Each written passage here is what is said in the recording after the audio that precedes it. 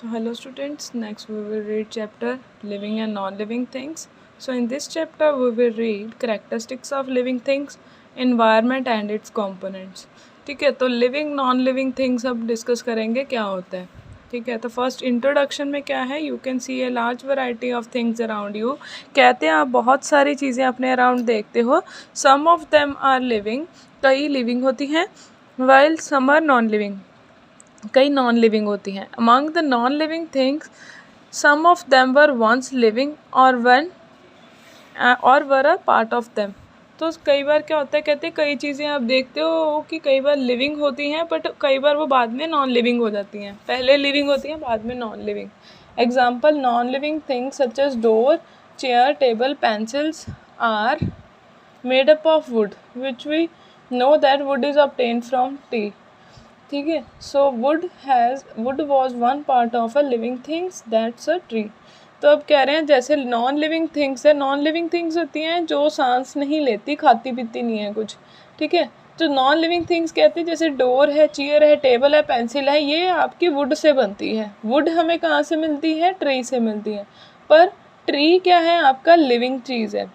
तो लिविंग चीज़ से आपकी नॉन लिविंग थिंग्स बनती हैं, ये आपका अलग रिलेशन है. ठीक है, नेक्स्ट है करेक्टरिस्टिक्स ऑफ लिविंग थिंग्स.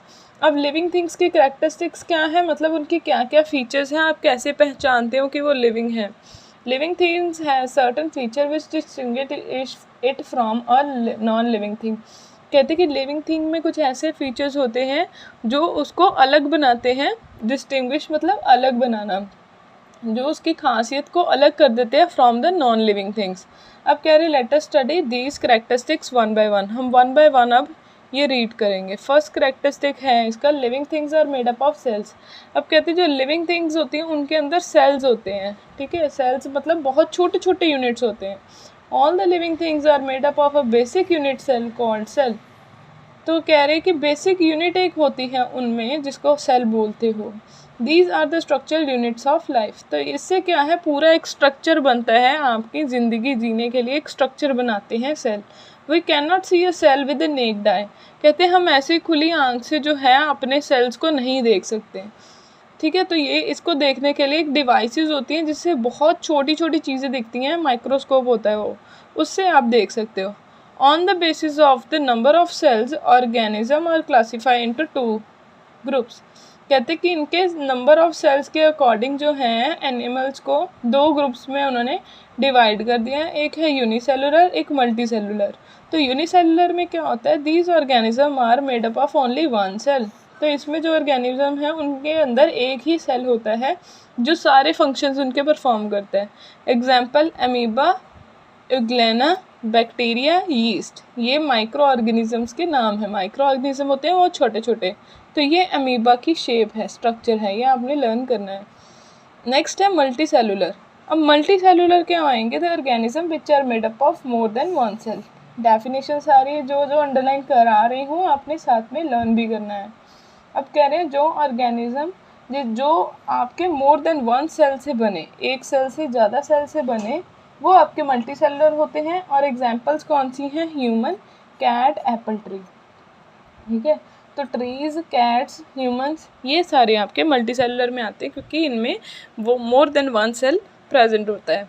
अब ये आपने एक लेवल लर्न करना है कि ऑर्गेनिज्म, लिविंग बीइंग ऑर्गेनिज्म के अंदर लेवल कौन से होते हैं. पहले सेल है, सेल कंबाइन होकर टिश्यू बनाते हैं, टिश्यू कंबाइन होकर एक ऑर्गन को चलाते हैं, और ऑर्गन्स इकट्ठे होकर एक ऑर्गन सिस्टम चलाते हैं, और ऑर्गन सिस्टम से ही आपका एक ऑर्गेनिज्म खड़ा होता है. ठीक है, मीन्स टू से कि जैसे सेल्स हैं उससे टिश्यू बनेंगे, टिश्यू से आपका ऑर्गन वर्क करेगा, कोई भी ऑर्गन है तो वो ऑर्गन्स आगे काम करेंगे तो पूरा ऑर्गन सिस्टम काम करेगा. ऑर्गन सिस्टम पूरा काम करेगा तो एक आपकी जो लिविंग बीइंग है वो रह पाएगा. अब सेल क्या कहते हैं, सेल एक स्मॉलेस्ट लिविंग स्ट्रक्चर है जो क्या करता है, that is able to perform function independently, जो अपने फंक्शंस खुद कर सकता है. अब कह रहे टिश्यू क्या होता है, a group of similar sales that perform a particular function form a tissue. तो जो आपके सेल्स जो हैं सेम वाले सेल्स हैं, एक फंक्शन पर्टिकुलर फंक्शन करें. ठीक है, ग्रुप ऑफ सिमिलर सेल, एक ग्रुप सारे जो सेम सेल हैं उनका एक ग्रुप हो, वो आपका एक टिश्यू बनाएगा जो एक पर्टिकुलर फंक्शन परफॉर्म करेगा। अब कह रहे हैं group of tissue performing cell performing a particular function in a body. पहले सेल ने टिश्यू के साथ काम करना है, अब टिश्यू ने मिलके ऑर्गन का काम करना है, ठीक है। अब ग्रुप ऑफ टिश्यूज़, जो सारे ग्रुप टिश्यूज़ का एक फंक्शन परफॉर्म करें बॉडी में, वो आपका ऑर्गन होएगा, ठीक है। अब ऑर्गन ने मिलके आपका ऑर्गन सिस्टम बनाना है, और group of organ interacting with one another to perform a process like digestion respiration form an organ system. तो जहाँ पे आपके सारे ऑर्गन्स इकट्ठे हो के एक काम करें, जैसे कि डाइजेशन या रेस्पिरेशन, वो आपका ऑर्गन सिस्टम होएगा। A non living things do not have cellular organism, कहते हैं कि नॉन लिविंग थिंग्स के अंदर सेल वगैरह नहीं होते, इसलिए वो सेलुलर ऑर्गेनाइजेशन उनमें नहीं होती, ऑर्गेनाइजेशन। नेक्स्ट करेक्टरिस्टिक है लिविंग थिंग्स ग्रो, कहते जो लिविंग थिंग्स हैं वो ग्रो करती हैं, बड़ी होती हैं, ठीक है। All the living beings show growth, that is the increase in size and height, कहते हैं कि जो सारे लिविंग ऑर्गेनिज्म हैं वो ग्रोथ शो करते हैं, और उनमें क्या है, हाइट भी इंक्रीज होती है और साइज भी इंक्रीज होता है। You must seen a human baby growing into an adult and then gradually turning into an old person, कहते हैं आपने देखा होगा कि जो ह्यूमन बेबी है वो बहुत छोटा होता है, पर वो बड़ा होता रहता है, और उसके बाद वो बूढ़े हो जाते हैं। जैसे ये होता है वैसे ही प्लांट्स में भी होता है। प्लांट्स में भी आप सीड ग्रो करते हो, सीड ग्रो करके बेबी प्लांट निकलता है, बेबी प्लांट से आपका छोटा सा प्लांट निकलता है, फिर प्लांट आगे ग्रो करता करता एक एडल्ट प्लांट बन जाता है, ठीक है। तो हाइट और साइज जो है आपके ग्रो करते हैं।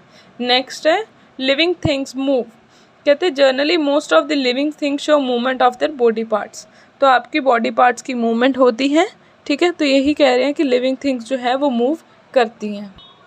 अब नेक्स्ट कह रहे हैं movement of organism from one place to another is called locomotion. तो लोकोमोशन की डेफिनेशन क्या आएगी कि जब आपके ऑर्गेनिज्म मूव करते हैं from one place to another, एक प्लेस से अनदर प्लेस में मूव करते हैं, तो वो लोकोमोशन उसको बोलते हैं।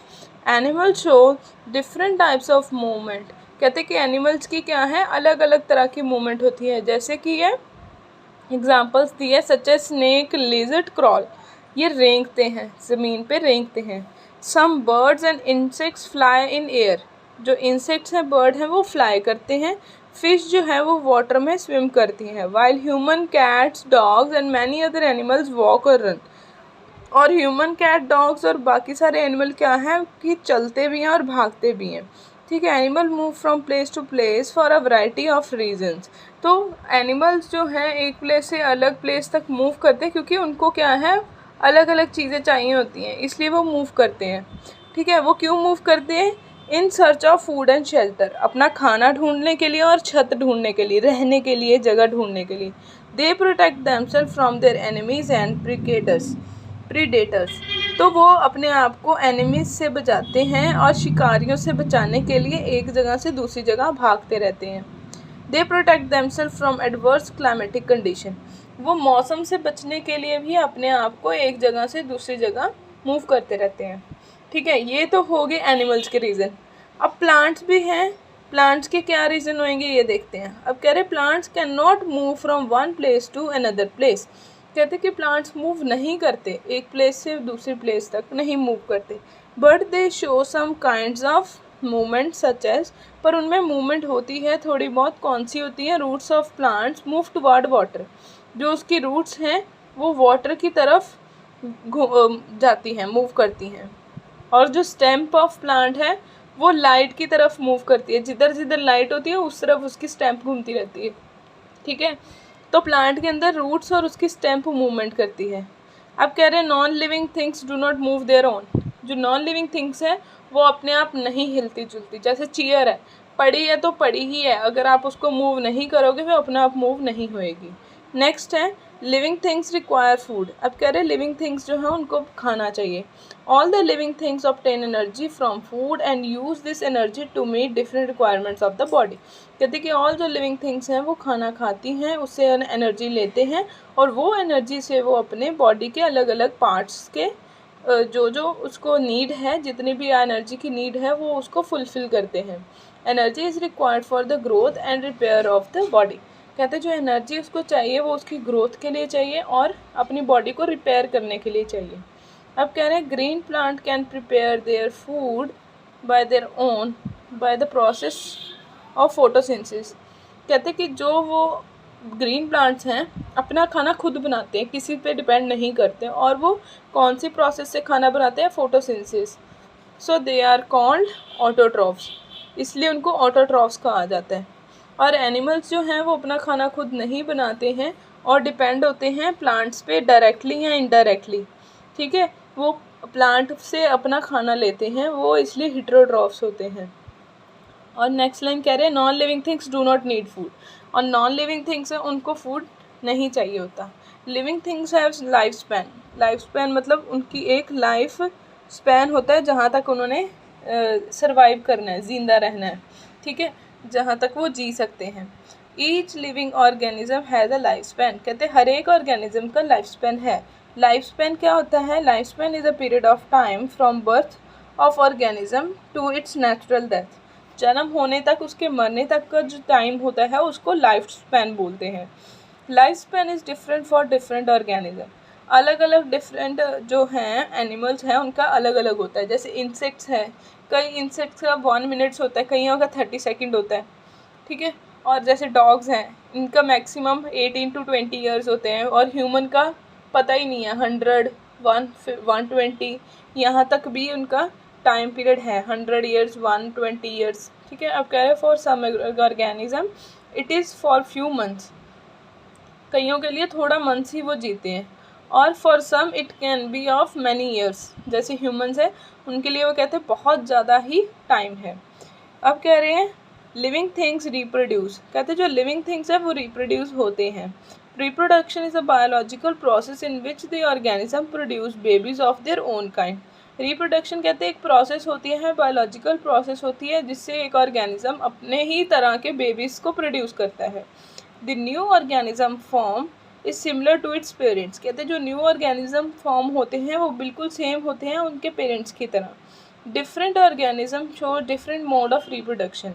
अलग अलग तरह के रिप्रोडक्शन के मेथड्स होते हैं। Some organism lay egg and the young one hatch from the eggs. कहते हैं कि सम एनिमल्स क्या करते हैं, एग्स देते हैं और उनके यंग वंस उसमें से निकलते हैं। For example hen, lizard, frog, snakes, ये सारे क्या हैं, एनिमल्स जो हैं ये एग्स देते हैं। On the other hand some organism give birth to their young ones. और कई होते हैं जो अपने यंग वंस को, बेबीज़ को बर्थ देते हैं। This includes human, cat, dog, rat, bat, whales, ये सारी जो हैं ये अलग कैटेगरीज में आ जाते हैं। अब कह रहे हैं plants usually reproduce through seeds which germinate to form new plant when they get to the right amount of water, warmth and air. अब कह रहे हैं प्लांट्स भी रिप्रोड्यूस करते हैं बट वो सीड्स के थ्रू रिप्रोड्यूस करते हैं, और उनके जो सीड्स हैं वो जर्मिनेट करते हैं। जर्मिनेशन क्या होती है, एक सीड का one place to another place move करना। तो वो मूव करते हैं और एक न्यू प्लांट बनाते हैं जहाँ पर उनको right amount of water, warmth मतलब गर्माहट, और एयर मिल जाती है। जब उनको ये तीनों चीज़ें मिल जाती हैं तो वहाँ पे एक न्यू प्लांट ग्रो कर जाता है। ठीक है, however in some plant a new plant can grow from the other plants of the plant apart from seeds। अब कह रहे हैं कि कई बार एक न्यू प्लांट ग्रो हो जाता है एक प्लांट के साथ ही। ठीक है, उसमें सीड की ज़रूरत नहीं होती, सीड भी उनको नहीं आगे तक जाता बट उसके साथ ही वो ग्रो कर जाते हैं।